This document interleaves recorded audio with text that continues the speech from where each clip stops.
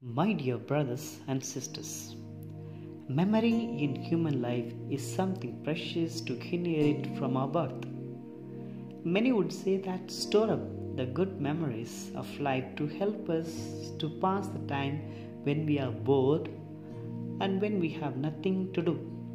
Each good memory that we bring to our mind, it boosts the reality of life.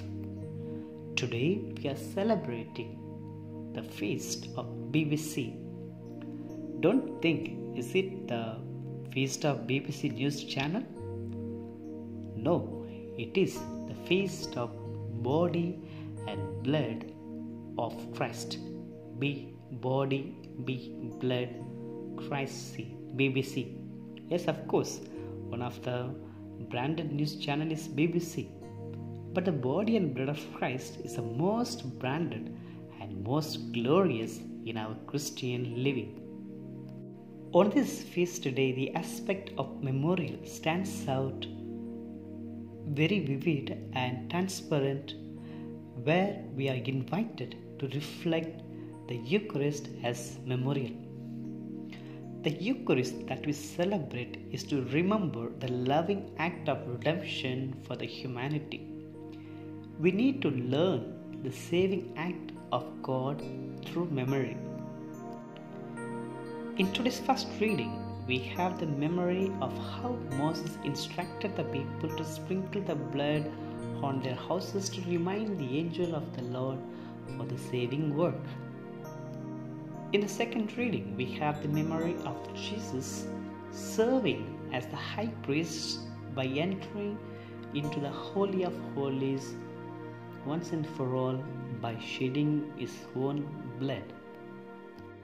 In the Gospel reading, we have the memory of the Eucharist of Jesus that is being celebrated with his disciple before his death.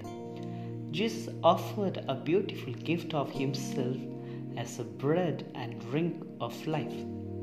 All this put together, I find it is the memory of God's love.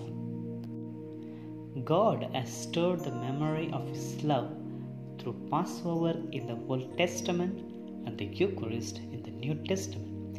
It is the memory of love. He went to the highest form of loving His own people by coming down from heaven to live like human, and He died for the same love. On this feast day, where we celebrate the memory of love, we are invited to thank the Lord for the precious gift of the Eucharist and then take forward the memory of our love to our own living. The memory of love in our daily life is spelled by valuing the good memory of each person and not bringing back the bad experiences of the same persons. Let's start by giving good memory of loving the unloved ones, caring the uncared ones, embracing the rejected, the isolated ones, by respecting one another, by forgiving one another, and living all the characteristics of the Eucharist so that the memory of love can be seen, revealed, manifested by our own living. As Jesus rightly says, "Do this in memory of me."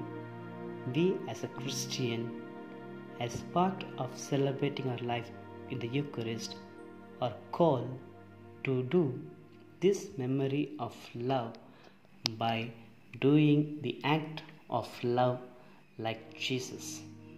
May God bless us and give us all the blessings so that we may join with the universe in celebrating this feast by sharing the memory of love with one another.